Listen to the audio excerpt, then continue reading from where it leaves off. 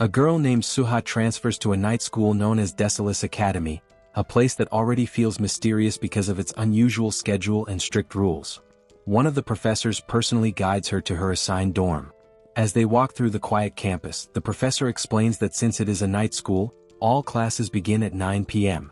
She admits that this might feel strange and uncomfortable at first for a newcomer like Suha, but she calmly assures her that she will slowly adjust to this routine with time. While guiding her, the professor also apologizes for any inconvenience. She explains that the new dorm building is completely full at the moment, so there is no space available there. Because of this, she has arranged a room for Suha in the old dorm building, which is no longer in use by other students. Although she tries to sound reassuring, there is a slight seriousness in her tone when she adds another warning. She tells Suha not to wander outside the campus after sunset. Recently, a murder took place near the area, and rumors have spread that the killer might have been a vampire. The moment Suha hears the word vampire, she is visibly shocked. Her reaction is strong, but the professor quickly dismisses the rumor. She confidently explains that the academy has extremely strict entrance standards and examination procedures. According to her, it would be impossible for a vampire to pass those requirements and enter the school, whether as a student or as a staff member. As they continue walking, Suha almost bumps into a male student. The boy politely apologizes for blocking her way and steps aside. However, after passing her, he suddenly stops for a brief moment, as if he sensed something unusual about her presence, though he does not say anything and continues on. Soon, the professor drops Suha off at her assigned room in the old dorm. The place is quiet and empty, which makes it feel a little unsettling. Being alone in such a space could easily scare anyone, especially on the first day. Suha quickly enters the room and locks the door behind her. At first, her face shows fear and nervousness, but within moments her expression completely changes. She reveals a cheerful and excited side of herself. She is genuinely happy to have finally been admitted into this academy, which is known as one of the most prestigious schools in the city. But her happiness is not just because of the school's reputation. She feels safe here because the academy is famous for not allowing vampires. This gives her a sense of relief because it means no one will suspect her secret. Suha is actually a half-vampire, and for most of her life, she has been forced to hide her identity and keep moving from place to survive. Now, for the first time, she feels like she can live a normal life without constantly running or being afraid of being discovered. Feeling excited, she begins cleaning her room. While doing so, she unknowingly uses her superhuman strength, easily lifting and moving heavy furniture as if it weighs nothing. In the middle of this, the same boy from earlier suddenly appears in her room without warning. Suha freezes in shock. She has been caught using her unnatural strength. In that moment, a painful memory flashes in her mind, reminding her of a time when humans almost killed her after discovering she was a vampire child. The boy calmly explains that he had forgotten his book and came back to retrieve it. Suha quickly drops the heavy wooden bed she was holding and nervously tries to explain herself. She insists that it is all a misunderstanding and repeatedly claims that she is not a vampire.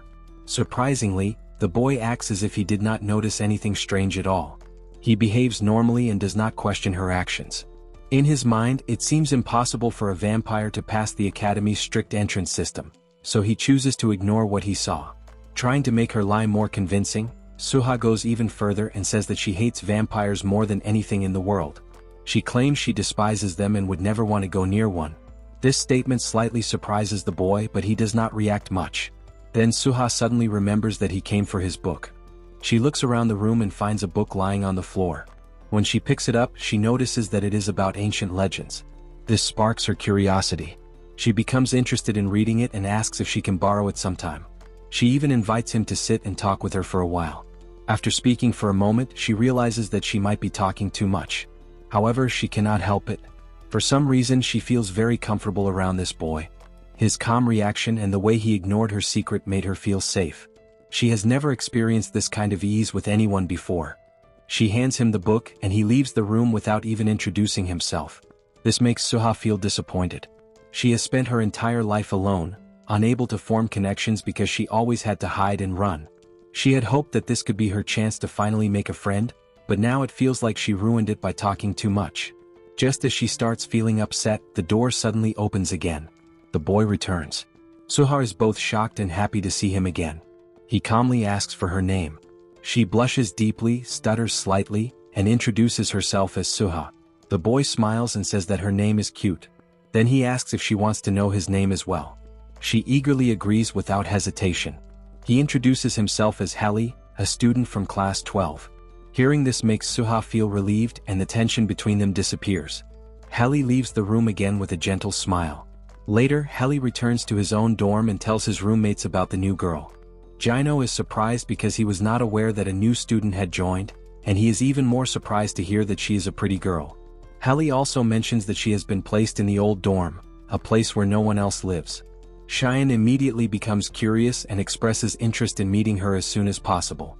Not long after, two more individuals join them, both of whom are vampires. One of them, John, does not think it is a good idea for them to get close to other students. He believes it is risky and unnecessary. Another one, Solon, agrees with him and warns that forming connections with humans will only lead to trouble and chaos in the future. Heli tells his friends that Suha is different from other students. Hearing this, Jaka starts to suspect that she might be one of them, a vampire. However, Jino quickly rejects this idea. He strongly believes that no vampire can enter the academy because of its strict rules. Even then, Heli cannot ignore the strange feeling he had when he was near Suha. He felt an unusual attraction toward her, something he had never experienced before. Solon, on the other hand, refuses to believe anything unusual about her. He reminds everyone that they are the only vampires left alive. According to him, all the others were killed by humans long ago. But despite this, Heli is certain that something about Suha is not normal. She does not feel completely human to him. Cheyenne lightly jokes that what Heli is feeling might be love at first sight. But Solon immediately shuts that idea down. He explains that vampires do not experience emotions like love or hate in the same way humans do. He also reminds them that humans already hate their kind, so a bond between a human and a vampire can never work. John agrees with Solon on one thing. He believes it is better for all of them to stay away from Suha.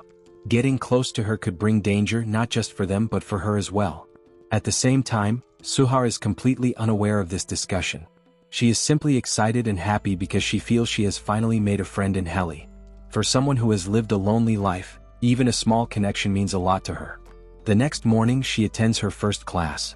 There she sees Heli standing with his group of friends. She immediately runs toward him with excitement. But before she can even speak, she overhears Solon warning the others to stay away from her. This moment shocks Suha. Her excitement fades instantly.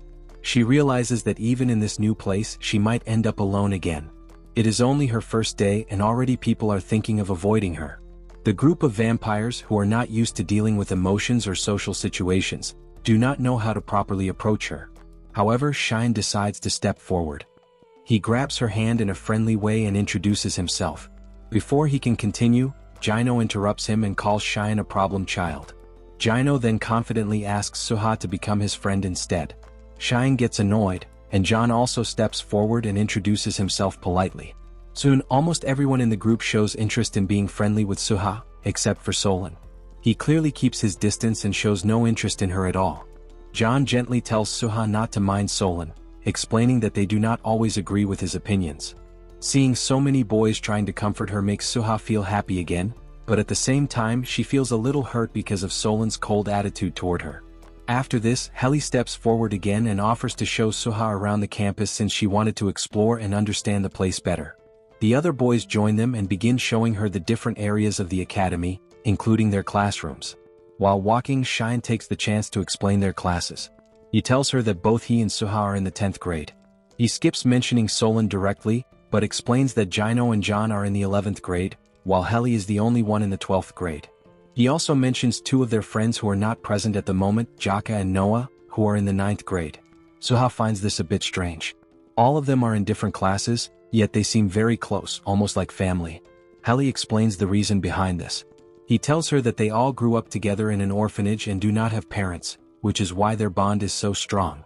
After the tour, they head toward the playground where a nightball tournament is about to begin. There they see their missing friends, Noah and Jaka, practicing. Before Suha can ask what nightball is, John and the others suddenly sense danger. They quickly move and shield Suha just in time. A ball comes flying toward her at high speed. It was thrown by Jaka and Noah during practice. Realizing what almost happened, they quickly apologize. Jaka looks slightly annoyed but still throws the ball back. However, due to their strength, the ball is no longer in proper shape and looks more like a torn piece of cloth. Suha feels embarrassed after being saved, especially in front of Heli. She becomes overwhelmed by her emotions and runs away from the group. While running, she suddenly runs into Solon. Trying to gather courage, she thanks him. She realizes that he was the first one to notice the ball and pull her out of danger. But Solon refuses to accept her thanks. He coldly denies that he did anything for her. Suha still tries to become friends with him, but Solon shows no interest. He firmly tells her that they do not plan to make friends with anyone. He asks her to stay away from him and his group. However, deep inside, Solon himself feels something strange. He cannot explain why, but he feels a strong urge to get closer to her, to protect her, and to keep her safe. This feeling is not limited to him. Heli and the others also feel the same strange pull towards Suha, as if they all want to protect her and treat her like someone very important. Cheyenne jokingly suggests that all of them might have fallen in love with the same girl at the same time. But Gino once again denies this idea, insisting that vampires are not capable of feeling love, so such a thing is impossible. Meanwhile, Solon's harsh words have already hurt Suha deeply. She becomes so upset that she starts crying. Through her tears, she promises that she will never approach them again. Seeing her cry like that, Solon becomes uneasy and worried, even though he tries not to show it. He attempts to explain that he does not actually hate her. But even if he wants to say more, he cannot reveal the real reason behind his actions. In the end, he stays silent and walks away, leaving Suha alone once again. Later, when it is time for class, Heli comes to Suha's room to pick her up. He tells her that they should go together. As they walk side by side through the campus, Suha starts to notice something interesting. Almost everyone they pass seems to recognize Heli. Some students greet him, while others look at him with admiration. It becomes clear to her that Heli is quite popular in the academy. While they are walking, Heli suddenly brings up what happened earlier. He tells Suha not to feel bad about the way Solon behaved. He says that Solon did not mean to hurt her. Just as Suha is about to ask more, she suddenly hears Heli's voice inside her head. She freezes in shock. Heli is using telepathy to talk to her without speaking out loud. Through this telepathic voice, Heli explains that they have a secret, something they cannot afford to let anyone discover. This makes Suha even more shocked and confused. Before she can respond properly, Heli casually tells her that telepathy is one of his special powers. Then, without explaining anything further, he simply walks ahead, leaving her with many questions in her mind. Still confused, Suha enters her classroom. Inside, she sees Cheyenne already sitting there. He smiles and offers her a seat next to him. Suha is about to sit down, but then she notices a bag already placed on the seat. Cheyenne explains that the seat actually belongs to Solon, the same hot-headed boy who had been cold toward her earlier. This makes the situation slightly awkward, but Suha quietly takes another seat. After the class ends, Suha decides to return to her dorm room and clean it properly since it is still messy. However, when she reaches there, she is surprised to see all the boys already gathered outside her room. Without saying much, they all enter and start helping her clean the place. Cheyenne and Noah explain that it is partly their responsibility. They reveal that they were the ones who used this room before Suha moved in, so they feel they should help her set it properly. Suha feels touched by their kindness. While everyone is busy cleaning, Heli once again uses his telepathy to talk to Suha. This time he says something even more surprising. He tells her that they are the same as her. Hearing this, Suha becomes completely stunned, but she still does not fully understand what he means.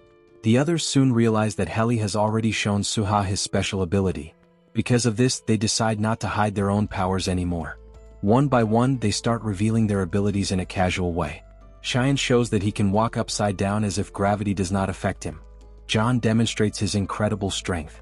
Gino creates flames with ease, while Noah shows his ability to control shadows around him. When it comes to Solon, his special power seems to be his constant anger and cold attitude, which makes the others joke about him in a light way. After they finish cleaning the room together, they do not stay for long. One by one they leave, returning to their own dorms. Left alone again, Suha starts thinking about everything she has just seen. She begins to believe that humans in this world might also have special powers, just like the ones she witnessed. This thought gives her some comfort because it makes her feel less different. However, what Suha still does not realize is the truth. The group of friends she has just become close to are not ordinary humans at all. Every single one of them is actually a vampire just like her.